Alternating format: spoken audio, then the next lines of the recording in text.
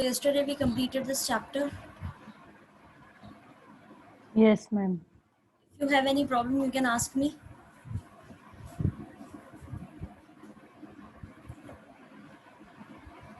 Related to any topic in this chapter, if you have any problem, you can ask me.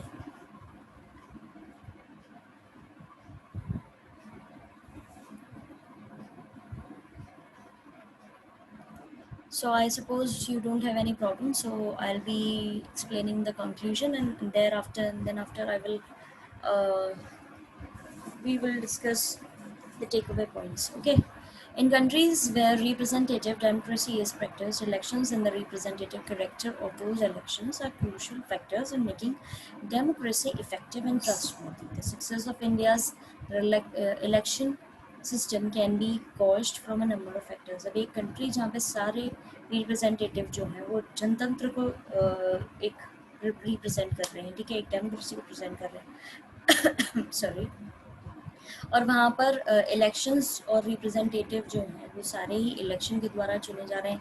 एक democracy को effective तरीके से चलाना और उसको ट्रस्ट वर्दी लेवल पे बनाने के लिए सारी चीज़ें जो है प्रॉपर्टी की जा रही हैं, ठीक है। अब सक्सेस जो है इंडिया के इलेक्शन सिस्टम की वो कई सारे फैक्टर्स पे बेस्ड है, ठीक है।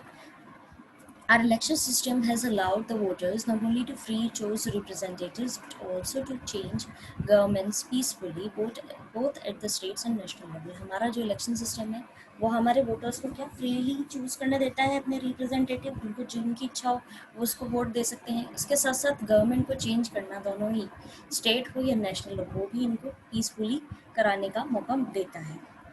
Secondly, voters have consistently taken a keen interest in the election process and participated in it. Voters जो है वो बहुत ज़्यादा इंटरेस्ट लेते हैं और प्रॉपरली पार्टिसिपेट करते हैं इलेक्शन प्रोसेस के दौरान। The number of candidates and parties that contest election is on the rise, और जो कैंडिडेट्स पार्टिसिपेट कर रहे हैं, जो पार्टीज पार्टिसिपेट कर रही हैं वो भी बढ़ ही रहा है हर वक्त, ठीक है, हर time. Thirdly, the system of election has proved to be accommodative and inclusive.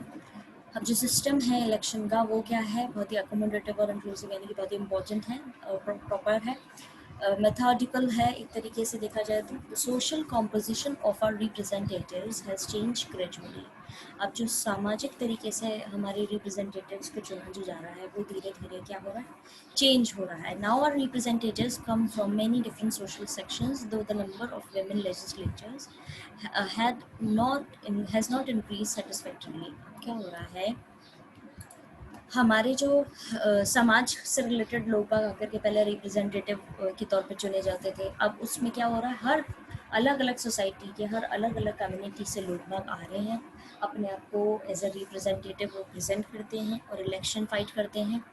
हालांकि देखा जाए तो वुमेन का लेजिस्लेचर का अभी भी जो है लेजिस्लेटर्स जो है वो इतने ज़्यादा इन्वॉल्व नहीं हुए हैं, वुमेन को अभी भी प्रॉपरली संतुष्ट कर देने वाली अमाउंट में वेमेन जो है अभी भी पार्टिसिपेट नहीं हो रहा है, उनका पार्टिसिपेशन नहीं हो पा रहा है, ना ही इंक्रीज हुए उनके नंबर के, ठीक है। Fourthly, the election outcome in most parts of the country does not reflect electoral malpractices and rigging. Election outcome जो है यानी कि इसका रिजल्ट जो आता है कई सारे पार्ट्स में, वो ऐसा नहीं लगता कि यहाँ पे गलत तरीके से वोट करवाए गए हैं, ये इलेक्शन करवाए गए हैं। Of course, many attempts at rigging do take place. कई कोशिशें होती हैं इस तरह से इलेक्शन को करप्ट करने की।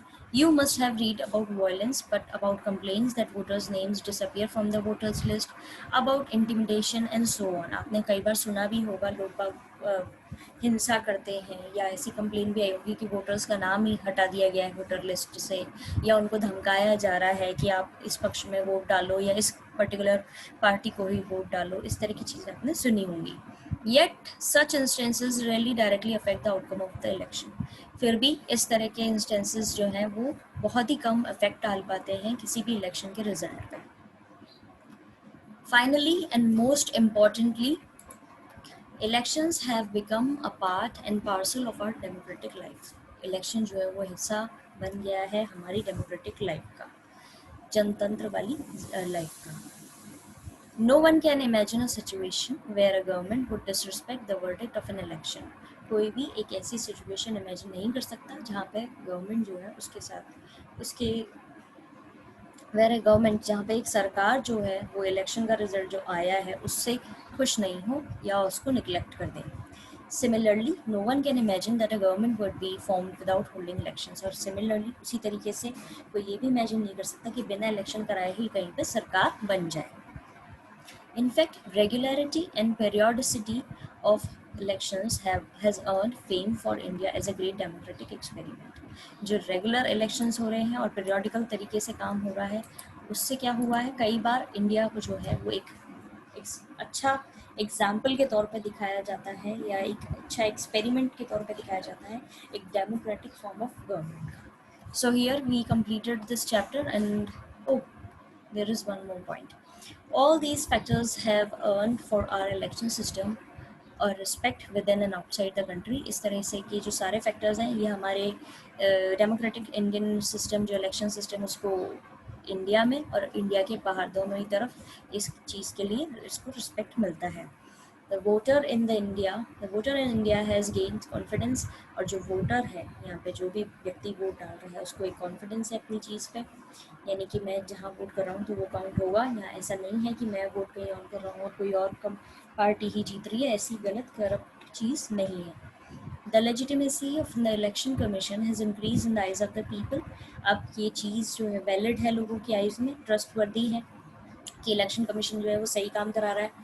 This vindicates the basic decisions taken by the constitution makers. अब यही चीज़ जो है कि वोटर्स को विश्वास है कि उनका वोट डल रहा है तो वो काउंट हो रहा है और लोगों को विश्वास है कि इलेक्शन कमीशन जो है वो काम अपना सही तरीके से कर रहे हैं, तो यानी कि कॉन्स्टिट्यूशन बनाने वालों ने ये सही बिल्कुल डिसीजन लिया है. If the election process becomes more flawless, we as voters and citizens would be able to share more effectively in the carnival of democracy and make it more meaningful. अगर election process और ज़्यादा flawless यानी कि उसमें बिल्कुल कमियाँ हट जाएंगी तो हम वोटर्स और सिटीजन जो हैं वो हम और इफेक्टिवली यूज़ करेंगे और इन्जॉय करेंगे एक तरीके का जो डेमोक्रेसी जो जनतंत्र चल रहा है हमारे देश में उसको. So now we completed this chapter. Now I will discuss with you the takeaway points.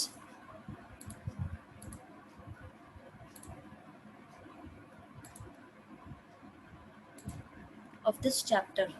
So are you able to see the screen?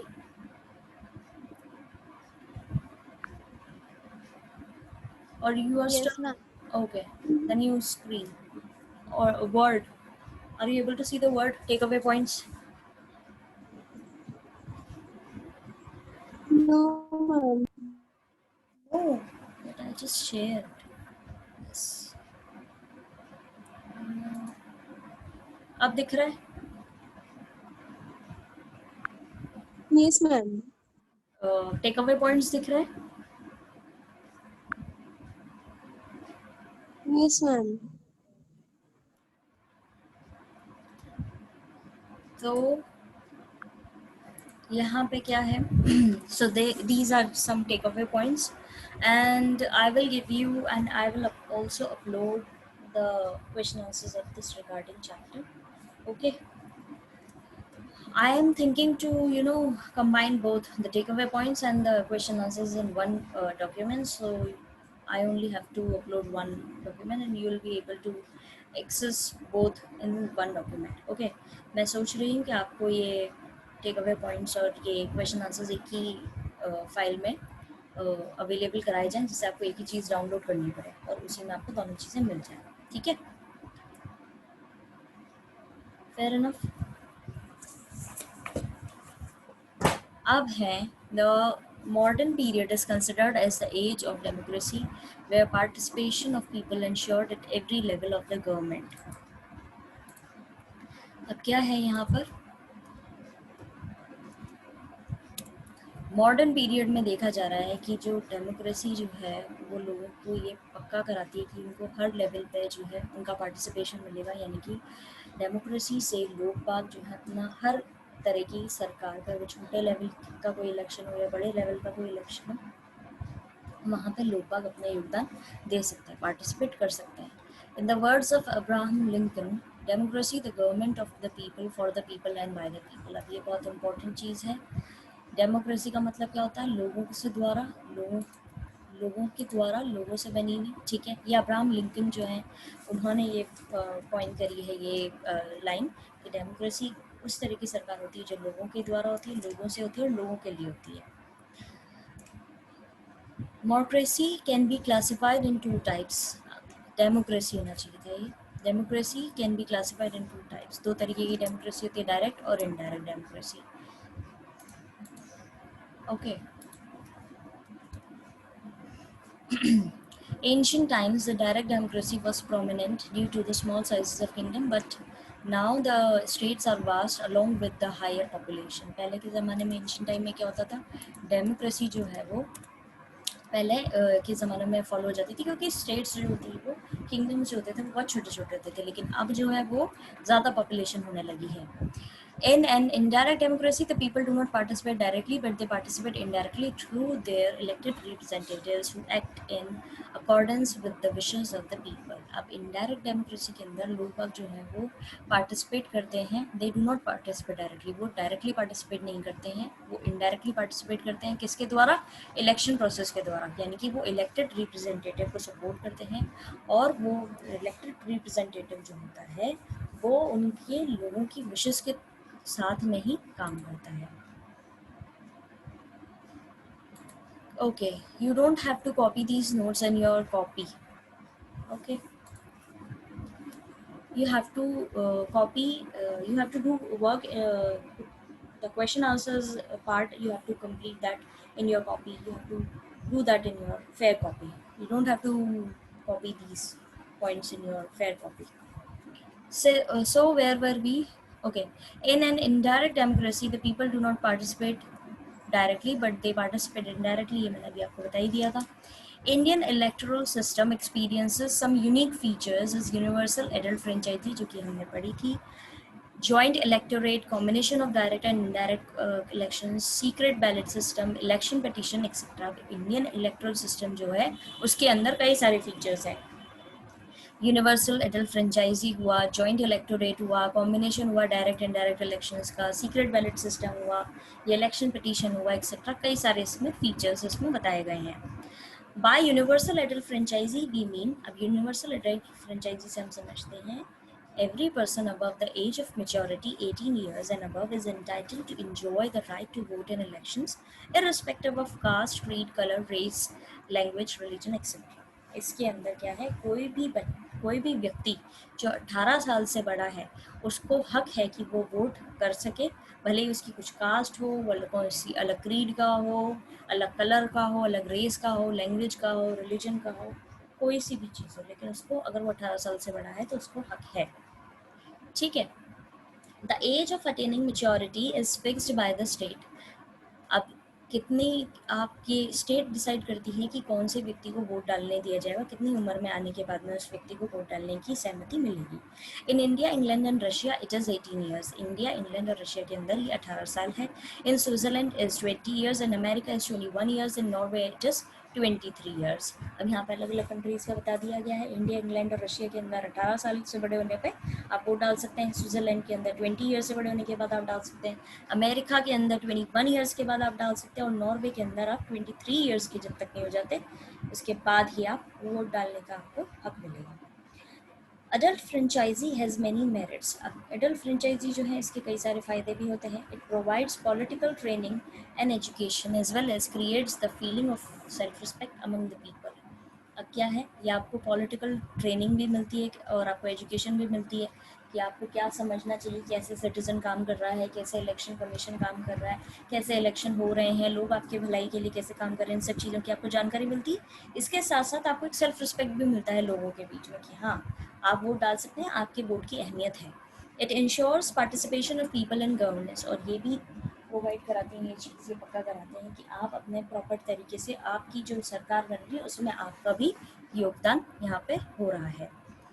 The Constitution of India appoints our election commission also to perform election related activities. हमारा जो constitution है India का वो हमें क्या provide करा रहा है, हमें कुछ इलेक्शन से रिलेटेड एक्टिविटीज़ भी उसमें भी वो हेल्प करने दे रहा है। जैसे प्रिपेयर वोटर लिस्ट, जैसे कि आपको पता ही होगा कि अभी जैसे कोई भी वोट इलेक्शन डल रहे होते हैं, इलेक्शन हो रहे वाले होते हैं, तो एक प्रिपेयर करी जाती है वोटर लिस्ट, सारे घर घर जा कर के लोग बाग जो है उनको एक सॉर्ट ऑफ एम्प्लॉयमेंट मिलता है छोटे लेवल पे। लोग बाग जा कर के हर एक घर की डिटेल्स लेकर के आते हैं, कितने लोग रह रहे हैं, कितने मेल हैं, कितने फीमेल हैं, बच्चे कितने हैं और उन लोगों की एज कितनी है। तो ये वोटर लिस्ट इसी पे बेस्ड होती है, ठीक है। आप provide recognition to political parties and declares constituencies and control over the machinery of election. अब क्या वोटर लिस्ट बनाना, पॉलिटिकल पार्टीज को एक एक पहचान दिलाना, ठीक है। कॉन्स्टिट्यूएंसीज यानी चुनावी क्षेत्र डिक्लेयर करना, कंट्रोल करना वहाँ पे मशीनरी इलेक्शन की। जैसे अभी हमारे यहाँ पहले तो सीक्रेट बैलेट सिस्टम से डलता था वोट, एक पर्ची होती थी, उसको ठप्पा लगा करके कि किस पर वोट करना, उस पर सील लगा करके, सॉरी ठप्पा लगा करके, और फिर उसके बाद में उसको फोल्ड करके एक डब्बे एक बॉक्स में डाल दिया जाता था और फिर बाद में वो काउंटिंग होती थी। अब मशीन आ गई है, ठीक है, उसमें जा कर के आपको एक बटन दबाना होता है। इन सारी चीज़ों को प्रोवाइड कराने की जो एक्टिविटीज़ होती हैं उनमें भी आप पार्टिसिपेट कर सकते हो।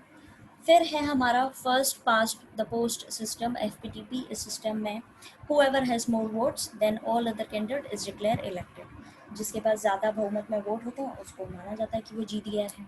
प्रोपोर्शनल रिप्रेजेंटेशन यानी PR सिस्टम, इसको क्या माना जाता है, इसके अंदर लार्ज जोग्राफिकल एरिया होता है, उसको डिमार्केट किया जाता है, यानी उसको पूरे एक ही कॉन्स्टिट्यूंसी जो है उसको माना जाता है और उसके अंदर जितने परसेंट वोट किसी भी पार्टी को मिले हैं उसको उतनी ही परसेंट जो है क्या मिलेगी, मॉनिटरशिप को सीट्स मिलेंगी। इसका एग्जांपल मैंने आपको बताया था, जैसे कि FPTP का अगर हम अपने क्लासरूम से कंपेयर करें, दो कैंडिडेट्स खड़े हुए मॉनिटरशिप के लिए, ठीक है, तो दो नहीं, मान के चलो 3 बच्चे या 3 से 4 बच्चे जो है मॉनिटरशिप के लिए, प्रीफेक्टशिप के लिए खड़े हुए हैं। अब सबसे ज़्यादा वोट जिसको मिलेंगे वही मॉनिटर बनेगा, ठीक है। ये तो हो गया FPTP सिस्टम। अब दूसरा है PR सिस्टम। PR सिस्टम में क्या होगा, 4 लोग खड़े हुए हैं, जिसको जितने परसेंट वोट मिले उसको उतने परसेंट मॉनिटरशिप मिलेगी। वहाँ पे ये चलता है, जो कि प्रैक्टिकल नहीं है इंडिया जैसे एक बड़े नेशन के अंदर, ठीक है। Then we have universal little franchise, ये वापस से वही, every person the age of maturity enjoys the right to vote without any discrimination. बिना किसी भेदभाव के कोई भी व्यक्ति 18 साल से बड़ा जो है उसको वो अपना वोट करने का अधिकार जो है उसको मिलेगा। Then democracy, a rule of government of the people, for the people and by the people, वही जो हमारे अब्राहम लिंकन जो रहे हैं, उन्होंने जो कॉइन करी है ये पूरी लाइन, वही वापस से हमारे सामने है। सो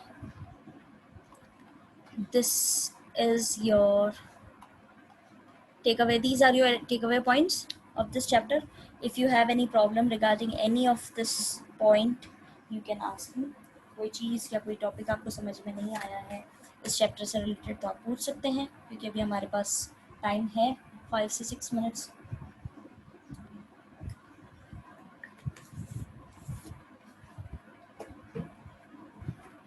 कोई भी क्वेरी हो, कोई भी पॉइंट समझ में नहीं आ रहा हो तो आप पूछ लो, क्योंकि एक बार फिर फिनिश हो जाने के बाद में अगर आप प्रॉब्लम लाओगे तो वो थोड़ा सा डिफ़िकल्ट हो जाएगा वापस से उस टॉपिक को, करंट उस समय जो टॉपिक चल रहा है उसको छोड़ के जाना और फिर ये सॉल्व करना। No, ma'am, no problem. Okay then मैं आज अपलोड कर दूंगी आपके पॉइंट्स और आपके क्वेश्चन आंसर्स, ठीक है। और फिर जो है हम आगे नेक्स्ट चैप्टर पे जाएंगे, वो पढ़ेंगे। आप लोगों के अभी तक जितने भी चैप्टर्स हुए हैं आप लोग क्वेश्चन आंसर्स कर रहे हैं उसके कॉपी में? मैम वो क्वेश्चन आंसर्स तो ओपन ही नहीं हो रहे।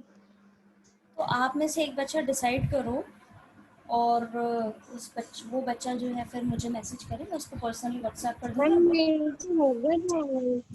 सॉरी, क्या डाउनलोड हो गए मेरे। हो गए? कौन कह रहा है ये, जो अपना नाम बताएं प्लीज़ आप। मैम दिव्या। ओके दिव्या, तो दिव्या से आप बाकी जने जो हैं वो कांटेक्ट कर सकते हैं, आपको वो हेल्प कर देंगी। दिव्या, एना, अवंतिका, नीलम एंड ओके, ये बच्चे हैं अभी क्लास में, तो आप 3 जने हैं तो आप इनसे बात करें दिव्या से। She will send you, she will help you out. इस तरीके से आप लोगों को मिल जाएंगे बाकी चीज़ें। और अगर कोई प्रॉब्लम है तो आप बताएं। वैसे आप क्वेश्चन आंसर्स दिव्या आपने करे कॉपी में? मैम प्रीवियस चैप्टर के हाँ जी। नोट्स वाले बनाए मैंने। अच्छा okay cool, no problem with that. आप क्वेश्चन आंसर्स भी करिए, क्योंकि वी नेवर नो कि कब हमारे स्कूल्स जो हैं वो ओपन हो जाएं, नहीं तो फिर आप पे एकदम बर्डन आ जाएगा। अभी आपके पास पूरा दिन है, आई मीन आपके पास ज़्यादा टाइम है अभी, बाकी रिगार्डिंग सब्जेक्ट्स भी देखने हैं आपको। तो इस हिसाब से अभी आप अपना काम कंप्लीट करेंगे सब बच्चे, और फिर जो है अगर आपके स्कूल खुल जाते हैं इन फ्यूचर तो आपके पास ज़्यादा काम नहीं रहेगा, सिर्फ पढ़ने का काम रहेगा। So now I'm going to send you link for your another class, and if you have any problem regarding this chapter, please ask me in tomorrow session, and if not, if you don't have any problem, we'll start a new chapter tomorrow. Okay?